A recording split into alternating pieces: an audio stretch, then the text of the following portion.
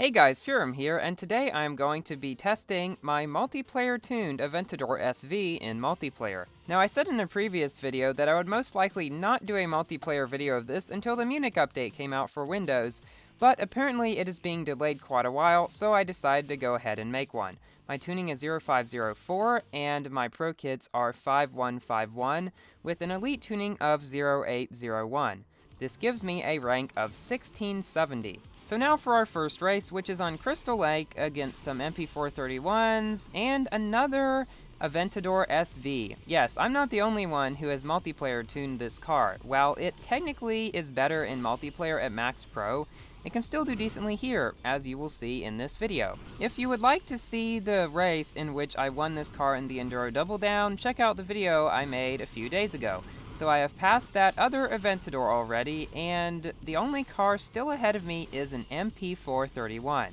Which, as you will see at the end of this race, is actually quite a bit higher. Around these turns you can see that while the Aventador does not take them too great, it's not too bad, and if you drift punch you can usually get around them pretty well without hitting the sides much at all.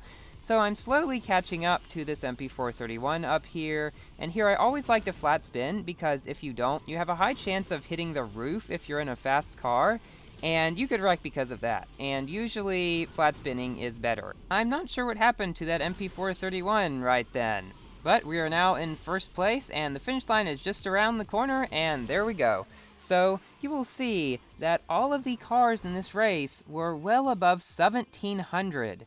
I got quite bad matchmaking in this race, but I still managed to pull out the win. If I were ticket racing and risking points, this would not happen. So now for our next race, which is on Tokyo against a Vulcan, a Mazda GT3, and I'm not sure what the other car is. Nope, there's only three. Alright, this was a race where one person left after the race started. That's how you get races with fewer than 4 people.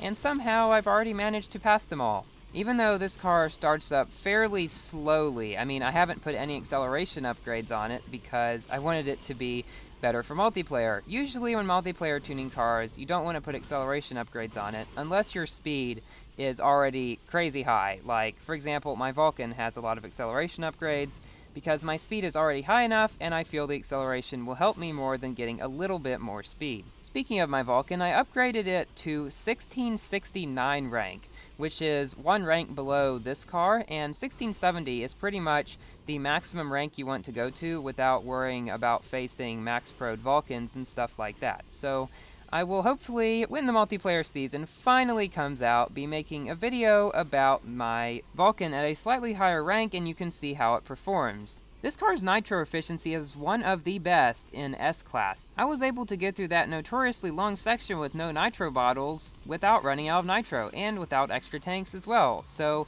yes, that is one very good trait of this car. So it was an unboosted 1666 Vulcan and a triple boosted GT3, which is not a very good multiplayer car. So now for a race against the Hayabusa and an MP48. I am still planning to make a video on the Hayabusa, but I really want to test it on Munich, so I don't know. It may come out before the Munich update, it may not, we will see. But at this rank, they're not very good, because just 10 seconds in, I have already passed him. So this car is faster than the MP48 up there by a good 20-something miles per hour. That is why I am catching up as quickly as I am. And even though the MP48 has better drifting to get around those corners, my greatly superior speed is allowing me to catch up and passing him in this cave.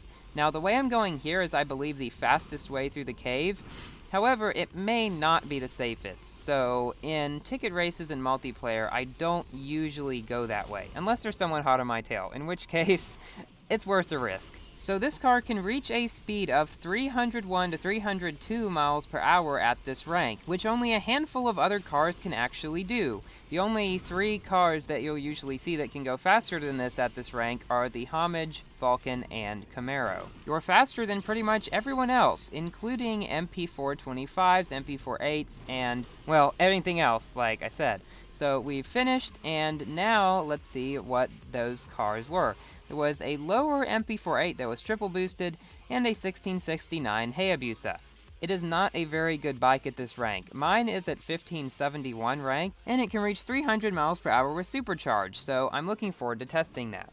Now this was an interesting race against a Vulcan and another Aventador, and a Pagani, but that is pretty much of no consequence. So while this car can easily beat an unboosted Vulcan, in multiplayer seasons there are not a lot of unboosted Vulcans that are going to be going around in multiplayer. So this race is a more accurate representation of what a normal multiplayer race might be like, because all of these cars are boosted. Me, that other Aventador, and the Vulcan.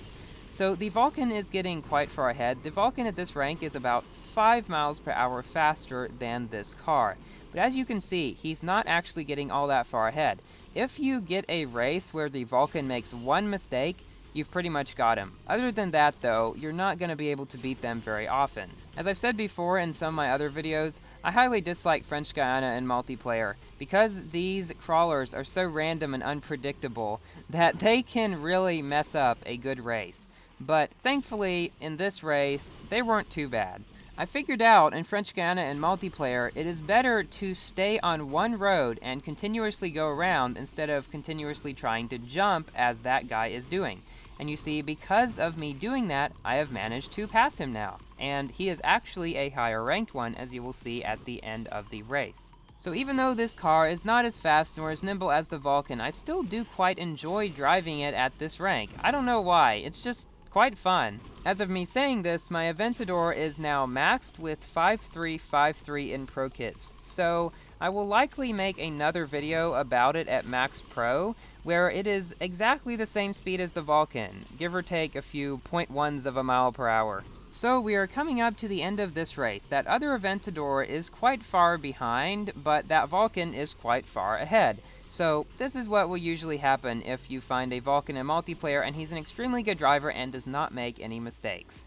And also, if they're higher ranked than you, like this one was, and triple boosted, that guy was just going all out. I don't know why people use triple boost in off-season unless it's for an event that really needs it, but I don't like doing that.